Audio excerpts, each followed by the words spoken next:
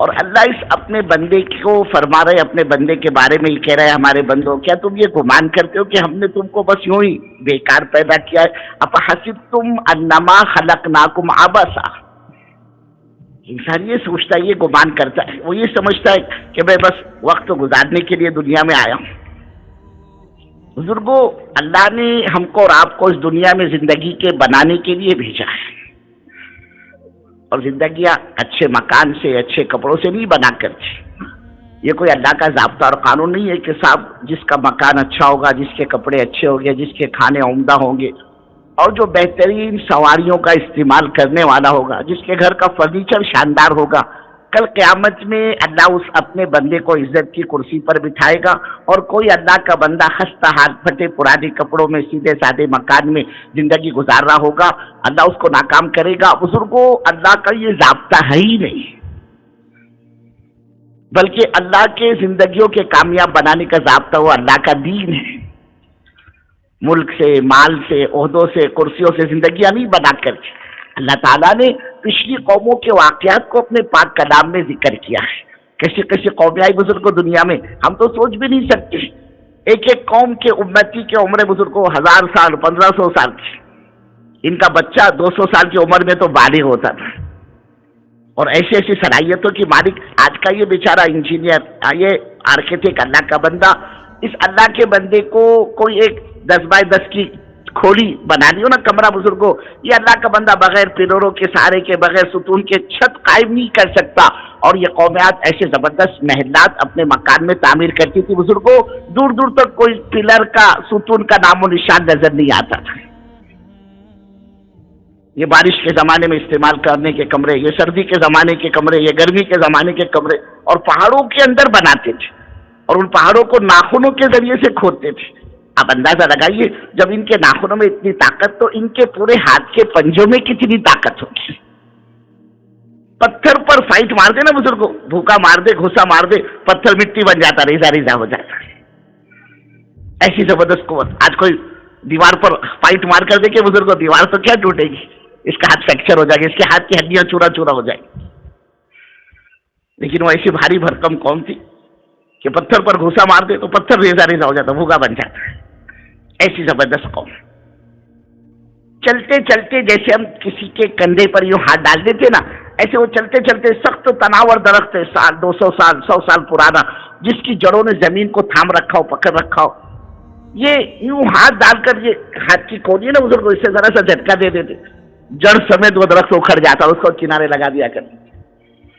30 40 fit تو ان کے قد تھے بزرگ، ہاں، بھاری بھرکم، اور قوت و طاقت تھی وہ مالک۔ لیکن زندگیوں میں اطاعت نہیں تھی، اللہ کا دین نہیں تھا بزرگوں۔ اللہ نے بتلانے والے بھیجے، سمجھانے والے بھیجے، جاؤ۔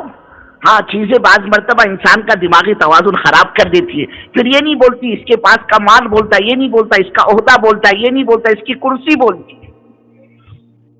ہر چیز کا ایک اثر ہوتا ہے بزرگوں۔ اس کی قوت، اس کی طاقت نے اس کے دماغی توازن کو خراب کر دیا، اور یہ بڑا بول گئے، من اشد منا قوہ، ہماری جیسی قوت کسی کے پاس نہیں، ہم تو پتھر پر گھوسا مار دے تو وہ ہمارے سامنے ریزہ ریزہ ہو جاتا ہے، ہمارا مقابلہ کون کر سکتا ہے۔ اور بزرگوں، آدمی بے شک بڑا نوالا کھا لے، لیکن کبھی بڑی بات نہ کرے، یہ اللہ کو پسند نہیں ہے۔ اللہ کے تو بندے، بڑائی یہ تو میری ذات کے لیے مخصوص ہے، الکبر ردائی، یہ تو میری چادر ہے، اور تو یہ یاد رکھ، اگر تو اس میں ہاتھ پیر مارے گا، میری عزت کی قسم میں تیرے کو کہیں کا نہیں چھوڑوں گا۔ یہ قوم بڑا بول گئی، اللہ نے سمجھانے والے بھیجے۔ انہوں نے کہا، آپ ہم کو کیا ڈراتے ہو، ہم نے تو ایسے محلات تعمیر کر رکھے کہ اللہ کی طرف سے پکڑ آوے، آندھی آوے، سیلاب آئے، طوفان آئے، ہم اپنے گھروں میں داخل ہو جائیں گے۔ پہاڑوں کو کون اکھیڑ سکتا ہے، پہاڑوں کی چوٹیوں تک کہیں پانی پہنچتا ہے، ہوا سے بھی کوئی اثر ہوتا ہے پہاڑوں کو؟ اور وہ اللہ ہے بزرگوں، ہر خیر کے اندر سے شر کو نکالنے والی ذات اللہ کی، اور ہر شر سے خیر کو نکالنے والی ذات اللہ کی ہے۔ نفع نقصان کا مالک تو اللہ ہے بزرگوں، بنانے بگاڑنے والی ذات تو اللہ کی ہے، اور اسی کے قبضے قدرت میں سب کچھ ہے۔ وہ یہ بات نہیں سمجھ سکی، سمجھانے والے آئے تو ان کی بات ان کو ہضم نہیں ہوئی۔ اب انبیاء علیہ السلام کے دنیا میں آنے کا مقصد ہی ہوا کرتا ہے قوم کو سمجھانا، ان کو اللہ کی معرفت کروانا، اللہ کی پہچان کرانا، ان کو اللہ سے جوڑنا۔ نبیوں کے آنے کا مقصد مخلوق کو خالق سے جوڑنے کی بیعت تھی۔ وقت کے نبی سمجھاتے رہے لیکن ان کی بات سمجھ میں نہیں آئی۔ اب وہ اللہ اللہ ہے بزرگوں، اب جو پکڑ آئی ہے نا نافرمانی کی بنا پر، غفلت کی بنا پر، بے دینی کی بنا پر، کہ اللہ کے دین کا مذاق اڑایا، نبی علیہ الصلوۃ والسلام کا مذاق اڑایا، اللہ نے پکڑ کے لیے ہاتھ بڑھایا۔ اور یاد رکھنا بزرگوں، اللہ تعالیٰ نافرمانی پر فوری طور پر کبھی اپنے بندے کی پکڑ نہیں کرتا۔ اللہ کی یہاں تو انتہائی ڈھیل ہی ڈھیل ہے۔ یہ تو جب بالکل آخر میں پاپ کا گھڑا جب بھر جاتا ہے، جب وہ چھڑکنے لگتا ہے نا بزرگوں، اب بالکل آخر اللہ تعالیٰ ساری حجت اور دلیلیں قائم کرنے کے بعد اب آخر میں اپنی پکڑ کا ہاتھ بڑھاتا ہے۔ اللہ کا تو اپنے بندے سے بڑا عشق کا تعلق اور لگاؤ ہے بزرگوں۔ ایک ماں اپنے بچے سے کیا محبت کرتی ہوگی، اللہ کی قسم اللہ 70 ماؤں سے زیادہ اپنے بندے پر مہربان، اس کو تو بڑی محبت ہے، اپنے بندے سے بڑا لگاؤ ہے، بڑا عشق، بڑا تعلق ہے۔ سیدنا نوح علیہ نبینا علیہ الصلوۃ والسلام 950 سال تک قوم کو سمجھایا بزرگ، اور عجیب انداز ہے دعوت کا حضرت نوح علیہ الصلوۃ والسلام کی۔ قال ربی انی دعوت قومی لیلا و نہارا، اے اللہ میں نے اپنی قوم کو رات میں بھی بلایا، دن میں بھی بلایا، فلم یزدہم دعائی الا فرارا، اے اللہ میں جتنا ان کو قریب کرنا چاہتا ہوں یہ اور زیادہ دور بھاگتی ہیں۔ وَإِنِّي كُلَّمَا دَعَوْتُهُمْ لِتَغْفِرَ لَهُمْ جَعَلُوا أَصَابِعَهُمْ فِي آذَانِهِمْ وَاسْتَغْشَوْا ثِيَابَهُمْ وَأَصَرُّوا وَاسْتَكْبَرُوا اسْتِكْبَارًا ثُمَّ إِنِّي دَعَوْتُهُمْ جِهَارًا ثُمَّ إِنِّي أَعْلَنتُ لَهُمْ وَأَسْرَرْتُ إِسْرَارًا۔ عجیب انداز ہے حضرت نوح علیہ السلام کی دعوت کا کہ اللہ ان کو تو رات دن میں بلا رہا، لیکن جتنا میں تیرے دین کی طرف ان کو بلاتا ہوں، تیری وحدانیت ان کو سمجھاتا ہوں، تیری بڑائی ان کو سمجھاتا ہوں، اے اللہ یہ تو میری بات کا مذاق اڑاتے ہیں۔ اللہ جب میں ان سے بات کرتا ہوں تو یہ اپنے کانوں میں اپنی انگلیوں کو ڈال لیتے تاکہ میری آواز ان کے کانوں میں نہ پہنچنے پائے۔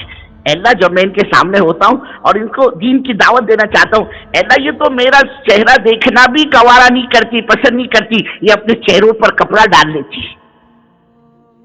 اور پتھروں سے اس قدر حضرت علیہ السلام پر پتھر برسائے جاتے، یہ نوح علیہ السلام پتھروں میں جھک جایا کرتے تھے۔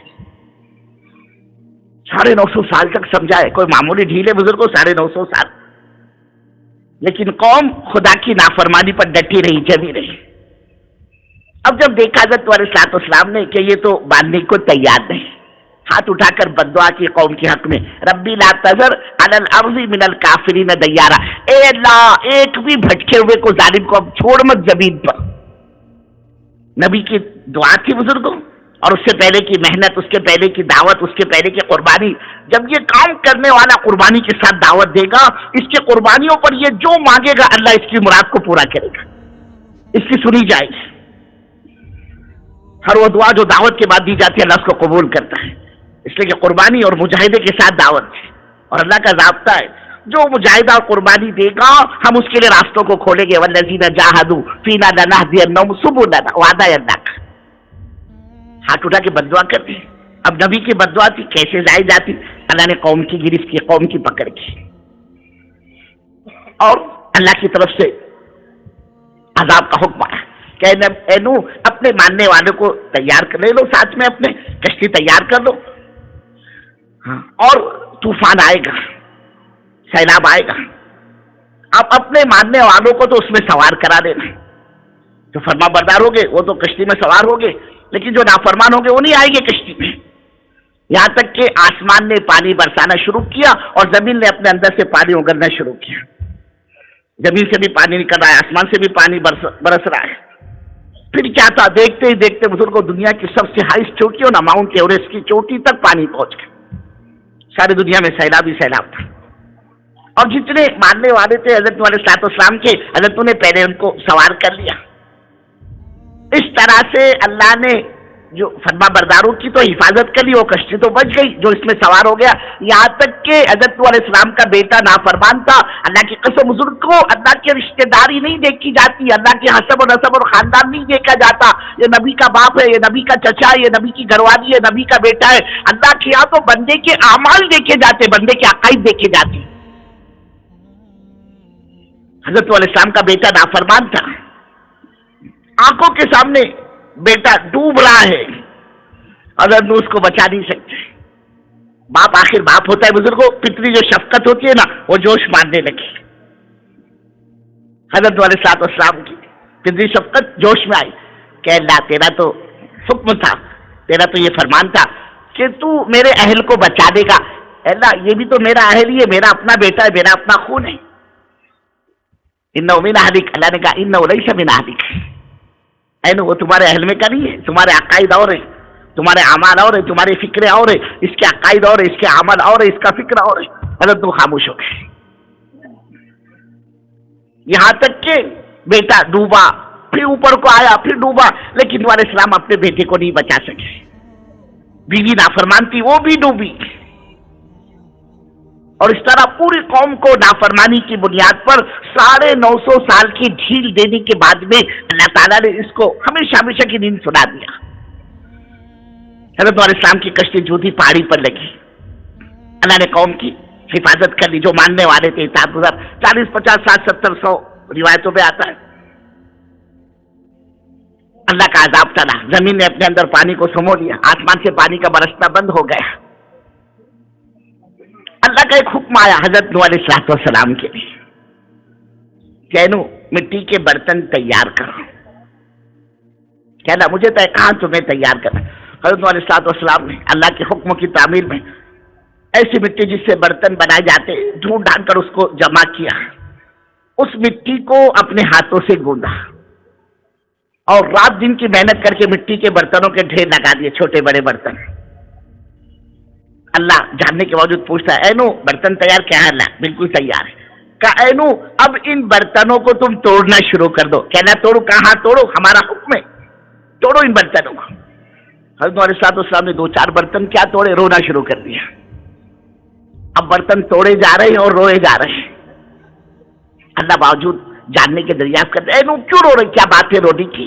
कहला बड़ी मेहनत के बाद ये मिट्टी के बर्तन वजूद में आए थे, बड़ी मेहनत से इसको हासिल किया, इस मिट्टी को, इसको अपने हाथों से रात दिन की मेहनत करके गूंदा और बड़ी मेहनत के बाद ये बर्तन तैयार हुए थे। अल्लाह इन बर्तनों के टूटने पर रोना आ रहा है, मेहनत लगी ना इसमें, रोना आ रहा है कि तो ऐसे ही जाए जा रहे हैं। अल्लाह जवाब में फरमाता है नूह, अरे तुम्हें इन मिट्टी के बर्तनों के टूटने पर रोना आ रहा है, ऐ नूह तुम्हारी जबान की लाज रखकर तुम्हारी बद्दुआ की बिना पर हमने अपने बेशुमार बंदों को मौत के घाट उतारा है कि हमारे बंदों की तबाही और बर्बादी पर हमको अफसोस नहीं होता। अल्लाह तो वो कदरदान है बुजुर्ग, ज़ाब्ता है अल्लाह का। अल्लाह फौरी तौर पर पकड़ का हाथ नहीं बढ़ाता, अल्लाह ढील देता है। ये इस कौम को अल्लाह ने ढील दी, 950 साल की ढील दी।